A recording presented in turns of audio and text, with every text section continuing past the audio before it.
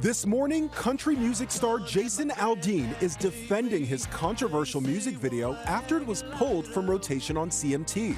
Yeah, you think you're tough?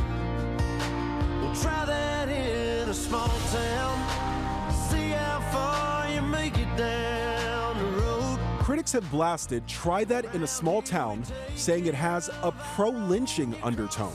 I can't remember a time, at least in the last 30 years, where a video got yanked because suddenly there was an uproar. In the video, images are projected on a building, some showing clips of protests, looting, and tense police encounters.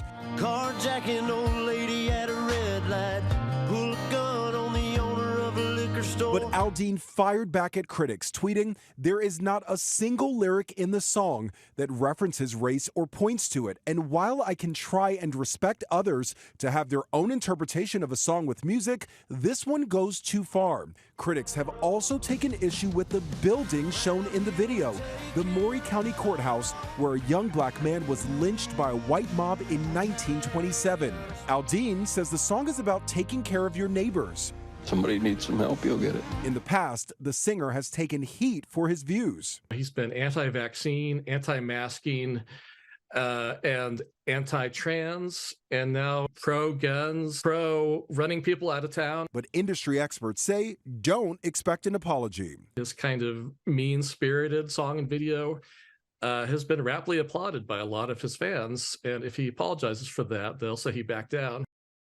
Although it's been pulled from CMT, the video for "Try That in a Small Town" is now trending online. The song is still playing on radio stations nationwide. The woke cancel culture mob has failed yet again. I'm convinced, gang. I'm absolutely convinced at this point that if you want to guarantee a surge in support for whatever you do, just go get canceled by the woke mob. Get canceled, and you will skyrocket to success because patriots across the nation are rising up and they got your back. And they certainly have Jason Aldean's back. His song "Try That in a Small Town" has rocketed to the #1 song on iTunes after CMT, the feckless country music television channel, banned it for offending the woke sentiments of an audience that doesn't even listen to country music.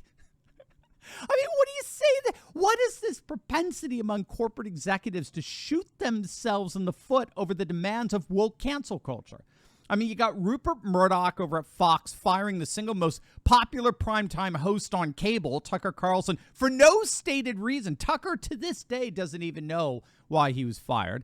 Fox News is imploding. They've lost half their audience. And for what? Why are these corporate executives bowing to a woke mob that's not even their audience? It's literally insane. Now, if you don't know the song, it's a bold and very effective critique of the woke left's 2020 race riots, the fiery but mostly peaceful race riots that inflicted over $2 billion in damages across the nation. The song makes no apologies in affirming that that kind of violence and mayhem will never be allowed in the heartland of Americana. Rural Americans will defend themselves if faced with the same leftist political violence and chaos that's plagued our decaying and decrepit urban cities. Now, that's obviously not sitting well with Woke Inc. Woke Inc. will simply not allow you to think or say or sing such offending concepts that offend the radical woke. Again, just so we're clear here, according to these woke executives over at CMT, it's okay to loot and destroy in the name of wokeness. That's fine. But it's not okay to criticize that looting and destruction. That is not tolerable. And it's an act of virtue to silence that criticism.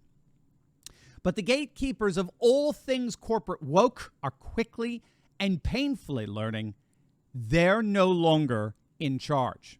Just ask Bud Light, Target, Disney, Netflix, Fox, CNN. They're no longer in charge. The silencing of this song on cable only guaranteed its position as the #1 song on iTunes in a growing parallel economy that's quickly bypassing any and all attempts at canceling out dissent in the marketplace.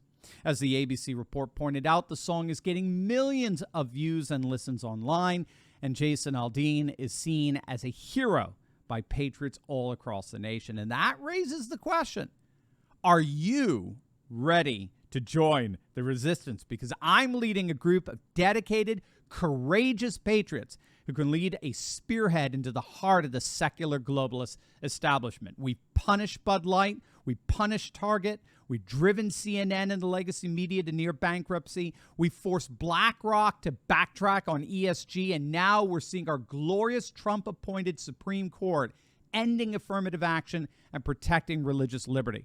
In my Insiders Club, I show you concrete steps to take locally and online that will only keep this mass uprising going until the battle is won. So don't wait. Click on that link in my description below and join my Courageous Patriots Insiders Club today. The Federalist has a great piece out on the real reason the woke hate this song, and it's obviously got nothing to do with racism or lynching or anything like that. Those are just cosmetic dog whistles for something far deeper that woke oppose and hate. In the end, the article argues that the woke hate traditional, conservative, rural values. And they hate them because they see them as a threat to the world that the woke envision. Wokeness is inextricably linked to what are called lifestyle values, which deliberately seek to morally weaken us so that we become passive, compliant subjects subservient to the political and economic and environmental desires of the demons in Davos and the dolts in D.C. That's why bureaucrats and billionaires are teaming up to shove woke values down our throats. Woke values are the antithesis of traditional values, which historically sought to cultivate virtue in the population, particularly civic virtue. Our founding fathers believed virtue was the absolute prerequisite to self-governance.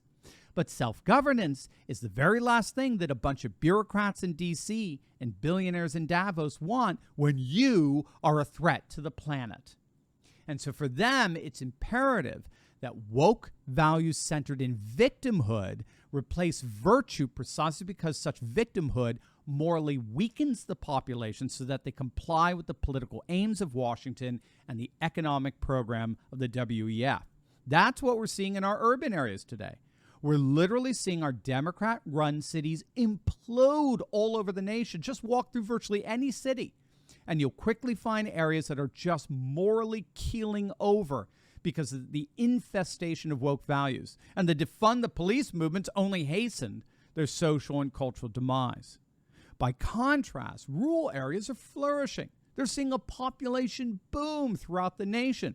Over the last several years, scholars have noticed a very discernible trend of what's known as de-urbanization. It's also known as counter-urbanization, where populations en masse are leaving the liberal, progressive, cosmopolitan cities in favor of far more conservative, exurban rural areas. And this is shifting the political center, as it were, away from the cities and more towards rural regions.